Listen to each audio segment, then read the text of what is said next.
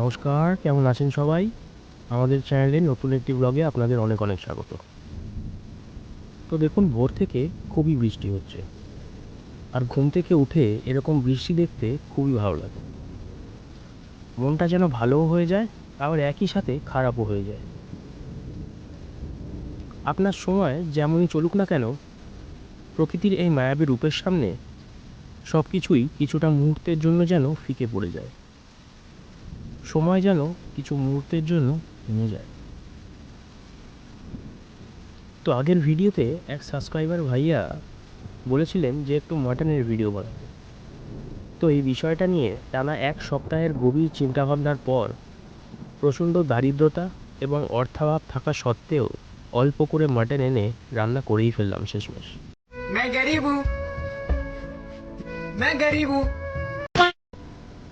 সব কিছু পারফেক্ট এবং খুবই টেস্টি হওয়া সত্ত্বেও খুবই দুঃখের বিষয় যে আমরা কেউ এক পিসও মাটন খেতে পাইনি।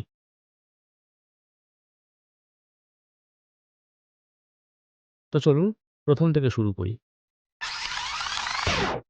বুকে পাথর রেখে দীর্ঘ 5 বছরের জমানো টাকার ভাণ্ডার ভেঙে সেই টাকা নিয়ে পৌঁছে গেছিলাম মাটন কিনতে।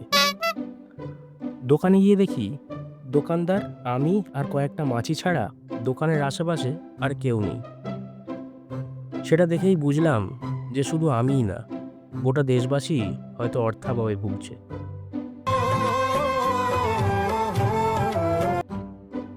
ইউটিউবে অনেক রিসার্চ করে আমিও ছাগলের সামনের পাটাকেই টার্গেট করেছিলাম, কারণ খাসি বিশেষজ্ঞদের মতে খাসির সামনের পাটা নাকি খেতে হয় খুবই সুস্বাদু।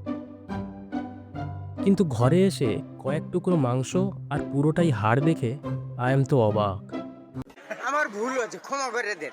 তো কি আর করা যাবে, ভাগ্যিস আলাদা করে কিছুটা চর্বি নিয়ে এসেছিলাম, তাই আপনাদের যাই হোক খাসির মাংস বলে দেখাতে পারছি অন্তত।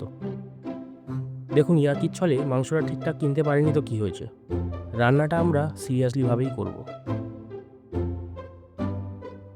কিন্তু বিশ্বাস করুন, সিরিয়াসলিভাবে রান্না করেও যে খুব একটা লাভ হয়নি সেটাও আপনারা একটু পরেই বুঝতে পারবেন।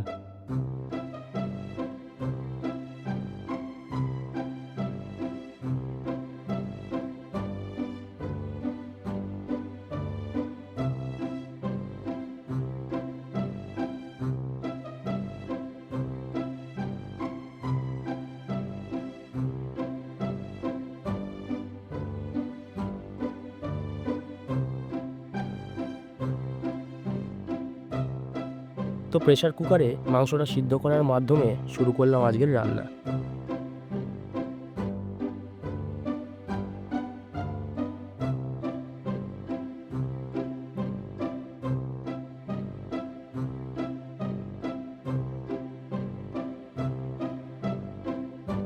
আর যেহেতু আপনারা সবাই জানেন আমার আলু ছাড়া চলে না, তাই ভেজে নেব বেশ কয়েক টুকরো আলু।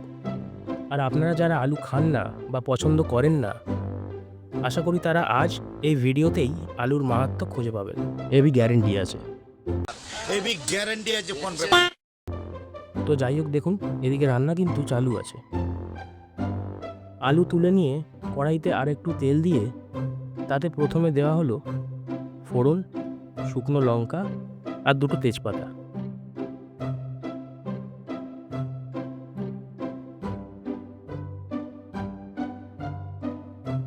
তারপর একে একে কুচিয়ে রাখা পেঁয়াজ আর আদা রসুনের পেস্ট দিয়ে কষাতে হবে।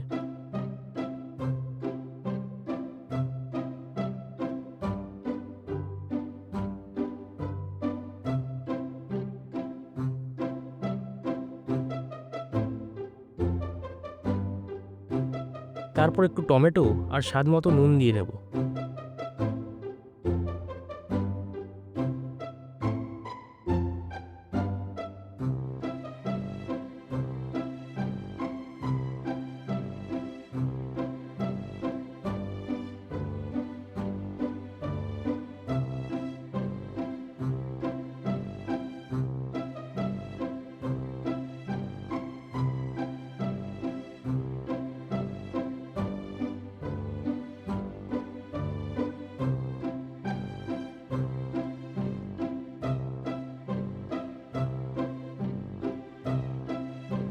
তার কিছুক্ষণ পরেই দিয়ে দিতে হবে কয়েকটা মশলা, যেমন হলুদ, লঙ্কা, জিরে গুঁড়ো, ধনে গুঁড়ো, এইগুলো আর কি।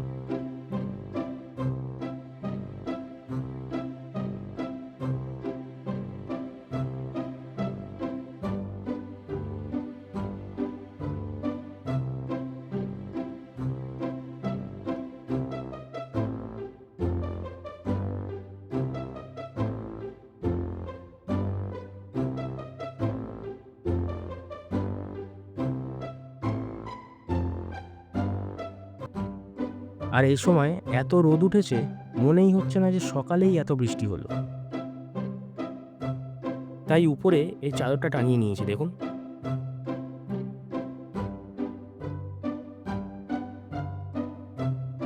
কিছুক্ষণ পর দিয়ে দেওয়া হলো একটু টক দই।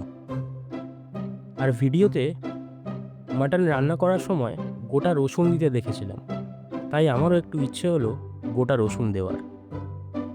আর আপনারা তো জানেনই যে রসুনের দাম এখন আকাশ ছুঁই ছুঁই। তাই যাচ্ছিলাম পোস্ট অফিসের উদ্দেশ্যে ফিক্সড ডিপোজিটটা ভেঙে দুটো রসুন আনবো বলে। কিন্তু আমার এই অবস্থা দেখে ডলু বলল, থাক, রসুন দুটো না হয় আমি এনে দিচ্ছি। প্রচণ্ডভাবে জোরাজুরি করায় আমি ব্যাপারটা ওর উপরেই ছেড়ে দিলাম। গরিবেরা ভালো আছো?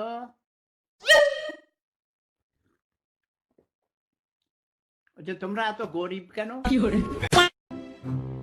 তো তারপর মাংসগুলোকে একে একে প্রেসার কুকার থেকে বের করে কড়াইতে দিয়ে দেবো।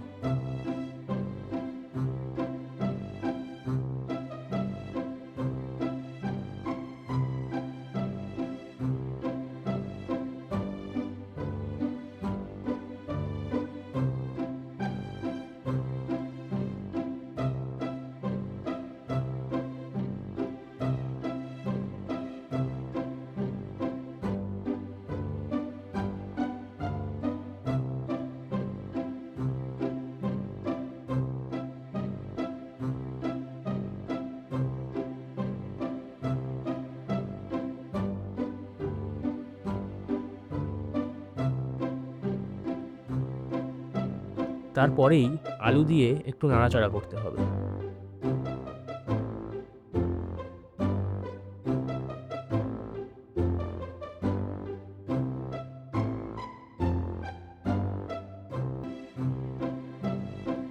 আর জলের বদলে আমরা ইউজ করব এই মাটন স্টক, যেটা দিলে রান্নার স্বাদ ও গন্ধ নাকি 10 গুণ পর্যন্ত বেড়ে যেতে পারে। সঠিক বলেছেন, আপনার বুদ্ধি ভালো।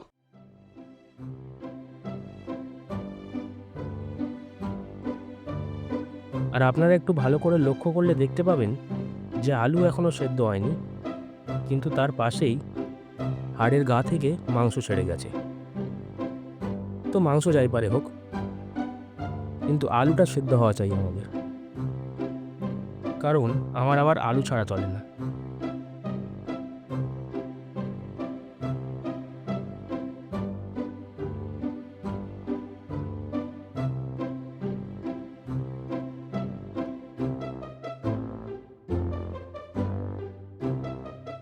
তারপর একটু নাড়াচাড়া করে গরম মশলা দিয়ে নিলেই রেডি আমাদের ঝাল ঝাল আলুর তরকারি। হ্যাঁ, আলুর তরকারিই বললাম, কারণ আমি সেদিন মাংস খুঁজে পাইনি। ঝুট বলে কাওয়া কাটে, এত মিথ্যে কথা বলে যে কল্পনা করতে পারবেন না। তো আশা করি আপনারা আজ বুঝতে পেরেছেন আমাদের দৈনন্দিন জীবনে আলুর প্রয়োজনীয়তা ঠিক কতটা। আর মনে হয় রসুনটা দেওয়াও আজ সার্থক হয়েছে। তো দেখতেই পাচ্ছেন আজকের মেনু। তো চলুন, আজকের মতো এতটুকুই। আবার কবে দেখা হবে জানি না, কারণ এই শোক কাটিয়ে উঠতে একটু তো সময় লাগবেই। ততক্ষণের জন্য ভালো থাকবেন সবাই।